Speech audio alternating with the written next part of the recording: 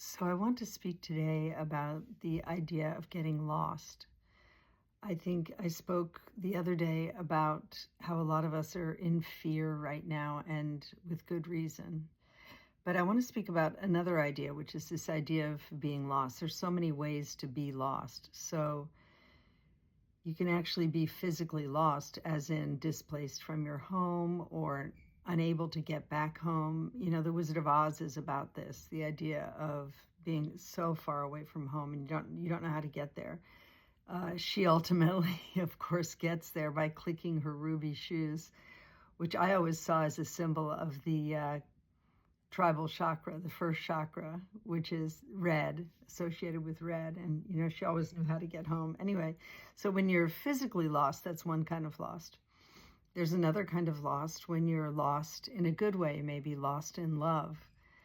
Uh, you don't have your head on straight. There's another kind of lost when you're lost in grief or lost in sadness or lost in not knowing which path to take, where to go, lost in a job or lost in life. There's another kind of lost, which is funny, which is the loss that I'm most afraid of, which is I've always had a fear that people won't be able to find me. So I'm physically not afraid of being lost. Like, I figure I can always get home somehow or another. I trust on strangers or, I'll find my way eventually. Maybe because I get lost all the time, I have a terrible sense of direction. But for me, the idea of being lost is not being able to be found. Like the people who love me won't be able to find me somehow. But I think the lost that most people deal with on a regular basis is a sense of directionlessness. Aside from grief, which I'm not going to even try to address here today. But so when you really don't know which way to go, there's the opening lines of Dante's Inferno, which is, in the middle of my life, I found myself on a path in which the way was wholly lost. So this idea that at certain points in our life, we become sort of rudderless. We don't know which way to turn. We have, in a sense, lost ourself, lost our inner compass. But then I always think of a poem by Galway Kinnell where he says, the first step is to lose the way. So there's this sense that we sometimes can't find ourselves or find the path unless we lose the path first. And that will sort of force us to look for the path and look for ourselves again. Sometimes people talk about this with illness too, as, you don't know what you've got till it's gone. Having a bit of illness makes you so ready for health. So if we're talking about being lost, the path that I often think about this, which is there was a wonderful movie when I was a teenager that I used to go see all the time. If I got obsessed with a movie when I was a kid, I'd go see it every weekend. And this one was Little Big Man. And it was a wonderful movie with Dustin Hoffman where he plays a little boy whose family is killed by Native Americans. And he's taken in and raised by them. So he's like a little white boy who's become basically a brave. And he has a man he calls grandfather, played by Chief Dan George, who's just fantastic. And Dustin Hoffman goes in and out of living with them and then going back to white society and going back and forth and everything. And this is a really powerful movie about the terrible things done to Native Americans in our country. And Dustin Hoffman becomes kind of a witness as he goes back and forth. And at one point, there's a terrible massacre being done to the tribe that he came from. And also, it's still going on. And so he goes home and he finds his grandfather.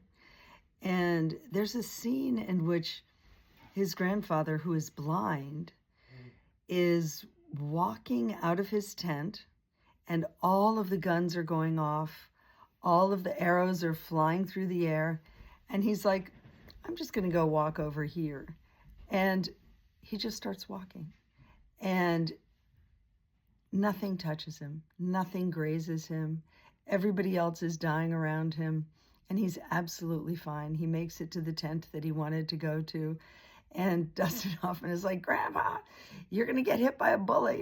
He's like, nah, I'm just going to keep walking. And he's blind, so it's kind of wonderful.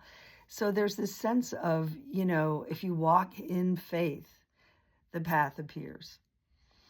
And, there's another Galway Kinnell poem, which I love, a line where he says, I long for the mantle of the great wanderers, and whichever way they lurched was the way. So this idea of the way being there, when you're feeling completely lost, of just being able to find a way to put one foot in front of the other and keep going, which is something we often need. And I'm going to give you one more image, which is the wonderful moment in Raiders of the Lost Ark when Harrison Ford has been running and he's trying to get to the place he needs to go. And I think it's to collect a relic. And he gets to the edge of a cliff, and there's this huge chasm underneath him, and he has to get to the other side where there's an opening to the tunnel. And he's like, what the fuck am I supposed to do? And there's a line in the instructions that says something like, to the repentant man, the path will appear, or something. And so he just puts his foot out into the middle of the air, and this path just appears underneath him. It's so beautiful. And so I would say, there's a phrase, the universe has my back. And God knows, sometimes things don't work out. But if you can long for the mantle of the wanderer. You can put your foot out. You can ask the universe, what is my next step, and try to find guidance. The other day I was driving in Astoria in Queens, and I was feeling a little bit lost with myself. I was feeling a little sad about something, and I happened to glance up at the street number, and it said 35th Street. And I just laughed. That was the street my mother lived on her whole life, practically. I thought, is that my mom? You'll see little signposts along the way. So those are my thoughts for today. I hope everybody is well, and look forward to chatting next time.